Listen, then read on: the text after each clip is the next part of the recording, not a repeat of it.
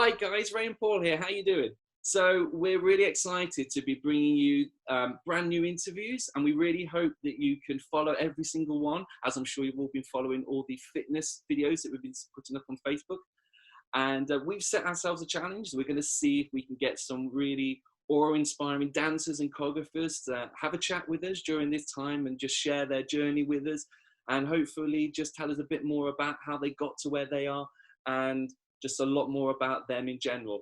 And we feel that today that we are fulfilling that promise, because we've got a little gem in our back pocket today. We have got a gem. So we hope you guys enjoyed the interview that we did with Dominic North recently from Matthew Bourne's New Adventures. But today we are so lucky to be interviewing the fabulous Sarah Kundi. Yay!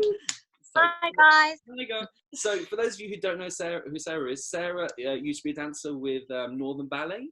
She was a dancer with Ballet Black, and she's now first artist with English National Ballet. And she's a patron for Chantry School. Let's face it, the most important thing.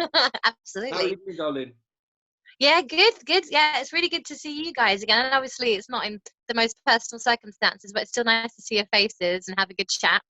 How are you coping with this whole situation that we're in? It's just bizarre, isn't it? But I mentioned to you before, it's so funny.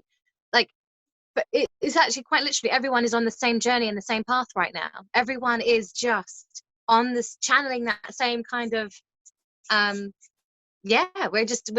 it's everyone's just being and trying to make the best of the situation that they can, really. Yeah, I think I would say finding out how to make this work. I feel like every day we're all thinking, how do we make this work today? How do we, as dancers, how do we keep fit? How do we keep motivated? Exactly. How do we keep connected? Exactly. Yeah, you're so right. Yeah, exactly. On the same path. And yeah, also obviously trying to maintain a dancer's routine, right? Because this isn't a holiday for us. We're still technically either being working or, I'm technically supposed to be in a theatre right now performing a brand new work, but hey ho. But it's maintaining that fitness and that level of fitness, so that when we go back to do to work, we are at that level that we're being required to be at. Yeah. So yeah, trying to do a daily class and the cardio work, the planking of I'm working harder here at home than I usually would do at work. No, I'm joking. No, I know what you mean though, because obviously like yourself, we've been doing our routine every day, and I've been working I have a coach who works with me via Zoom/Skype actually, and it's so bizarre working this way round. She's like looking at me under a microscope, and I swear she is like working me harder than even in class, because you can't get away from the camera. She can see every fault, and I'm like, She's probably got her binoculars out as well, like really just zooming in. But in a way, I actually feel like I'm suddenly strengthening in many areas that I wouldn't necessarily have been strengthening in. I don't know if you're sort of finding new things, like maybe in your conditioning program or anything. Wouldn't normally actually, yeah. So I usually, obviously, we go in and do class and every day, and so obviously been trying to put that into my daily routine here, as well as a lot of subsidiary stuff like cardio and extra planking sessions, because I'm not doing rehearsals, right? So just kind of making up for like the longevity and the endurance kind of side of it, but also I'm actually able to step back and refine my technique and almost go back to basics. I've been doing a lot of watching a lot of old videos and finding all sorts of things on YouTube that just like 50-minute like videos. Like Lynn Charles, she's someone I just found this morning actually, and she sets a fierce point work bar, just like really the simplest stuff, but oh my God, the strength that you get from doing that is insane. And then Jugita Dronina, she's a principal with us, and she also works with National Ballet of Canada. She's been putting up some videos, and like some of her style of, I guess, her specific warm-up that she does, her bar, it's just so fine-tuned into like working those turnout muscles, and like her plies exercises at the bar. It's fascinating. And I've actually found I've always struggled a little bit balancing on my left leg and finding my left line, and I found it consistently for a week now. Honestly, I never even had it at school. I'm and I've suddenly found it. Like, it's so heavy. Share. We need this because I have a left leg problem. Honestly, yeah, it's just like it's the left line from the top of the left glute and the hamstring up onto that shoulder, because I think I was slightly concave. So it's that connection with the left line, and then literally the lift of the chin. That is it. For me, that's fixed it. Wow. It's insane. And it never clicked before. Do the PA pathway, nothing. Like, so yeah, there we go. I found my left line, my balancing left line. So I'm very, very happy about that. You need to send me this link because my left side hates me so much, and I really struggle with finding that left line. In fact, we were doing pas de deux together yesterday and just doing simple promenades. And Paul was like, oh, the left. Oh, what? I was like, I know. I'm so sorry. No, I'm sure it wasn't. Are you sure it wasn't you, but Paul? I'm kidding. You were probably smack bang on your leg. He just probably wasn't. Babes, you got to remember pas de deux Stephen William classes. Oh yeah, I remember them. So going therapy for them. Oh, so maybe we should let the people know who are listening to this that these guys. So I'm pointing at both of them, but I don't know if this is going to come across on the screen. But these guys were at ballet school, obviously, together. Do you want to say a little bit about that, Paul? Yeah, so me and Sarah were in the same year at Central School of Ballet together, and I believe that we were part of the partners. Ooh. We were indeed, yes. 3 years, or just, I can't remember. Pretty much. The thing is, because there was more girls to boys, so everyone rotated a little bit. So I'd worked with you, I'd worked with Brian a little bit, and Iñaki. You were like, you guys were like rotate between the three of you. But yeah, we worked a lot from like the whole 3 years together. Yeah, so I always end up with like 4 girls, so you never got a break. Yeah, you never got a break. By the time the fourth girl's done the exercise, the first one's got cold. Exactly. So it's a bit like, we went on tour with Ballet Central together, and we did Scottish dances together. We did the David Bentley's Scottish dance. And that's right, we did, yeah. The pas de deux in the kilts. Yeah. It was funny. In the kilts. Pas de deux in a kilt.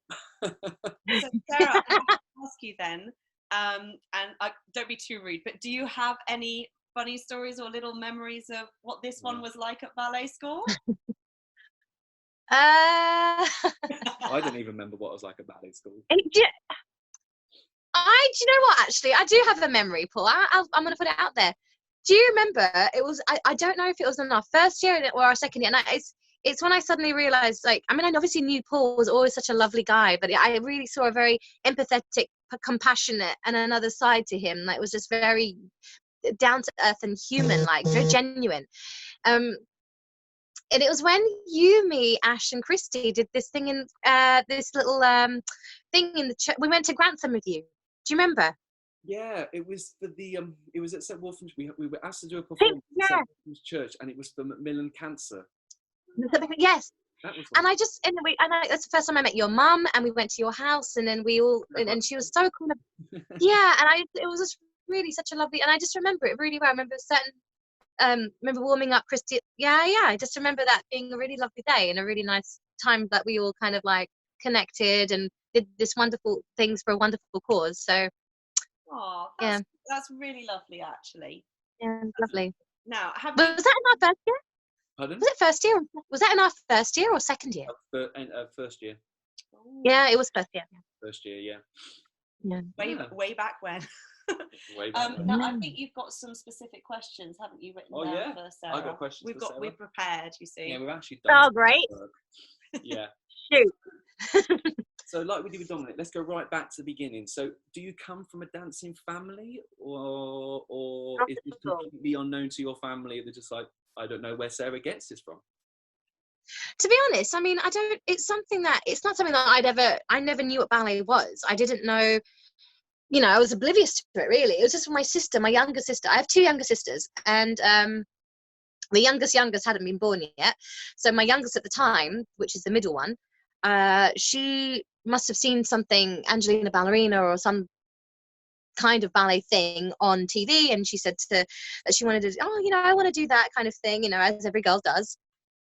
And then I don't know where I was in that kind of scenario, but anyway, I was made to go along with her, and it turned out that she just wanted the costume. She wanted the little dress and the skirt and the ballet shoes, and then that was it. She got what she wanted, and that's okay. I don't want to go back anymore. But apparently I took to it like a fish to water. I mean, I really can't remember any of it. I think I was 6 when I started. So, you know, memory wise, I really can't clock back. The only memory I do remember having that, like one of my early memories, was when I must have seen a girls' like a point class going on a Saturday morning after I'd finished, and I was like, oh, and my dad, I was waiting for him, and there's like a radiator in this, because it was the ballet school that I went to, which was a local one in Wanstead, and it was like an old house converted. So the front room was one studio, and the back room was another studio, and they turned the kitchen to another studio, and then they basically, the family, she lived up. They converted the upstairs into livable space, but the downstairs were all studios. Wow. And I just remembered like taking and then the radiator in the hallway while I was waiting for my dad, and I leaned up on it and I went up on my toes, and I just heard, Sarah Kundi, come down off your toes, you'll hurt yourself. And I turned around, and it was the teacher who ran the school, her mum, who was a real whip and chain ball, you know, she kind of like helped organize and, you know, run the school with her. And yeah, and I cried into my, I was so upset, I couldn't believe it, because all I want to do is go on my toes. Yeah, it was just, I didn't come from a family of that kind of a dance family as such. No one really dances, well, no one dances in my family, and it's yeah, I mean, like, you know, how would I have known if I had a talent for this if my sister didn't go to a ballet class, you know, and I wasn't made to go with her? I don't think anyone would have. I wouldn't have, and my mum surely wouldn't have. So I don't think they ever thought it was an option, really. I don't think I ever thought it was an option until there was, you know, maybe when I was 13, I realised, yeah, actually, this is something I feel like I could do and I want to do. So, Awesome. yeah. So, but to be honest, there's not a lot of Black Asian dancers, professional dancers out there. So I'm thinking probably not considered a kind of conventional career. So then, what did your mum and dad say when you told them? The thing is, Paul, I tell you, because, you know, obviously, you know, you've met mum and dad, and they're pretty lenient, open people. But because obviously, yeah, you're right. There's not a lot, especially when it comes to Asian culture, Indian in particular. It's not frowned upon as such, because I feel like we're in the 21st century. But I feel like it's not considered a serious job to bring in a decent wage, or to have a stable future, if you want whatever you want, or everyone's. But I feel like there's a certain kind of ignorance that comes with that, and, you know, up until maybe 8 years ago, some of my cousins didn't realize that what I did was paid and was full time. They're like, oh, so how's the ballet? I'm, oh, yes, great. So, oh, so you teach? I was like, no, I don't teach. I'm dance. Oh, so you teach what you dance? No, I was like, I don't teach what I dance. I mean, I do a bit of teaching, but I dance. I go on stage and like dance what is taught to me. It's like, oh, but they just didn't understand it, because it's not being exposed enough. I guess that's what it is. It's not being exposed enough. They're not. It's not something that they've ever been encouraged to go and, as a platform, to go and indulge in and go and watch ballet, theatre, opera. It's like a different niche, and it's you know. So I'm really, you know. And even my mum and dad, they didn't really know what ballet was. They never knew it was something that you could do, but they learnt along as I did.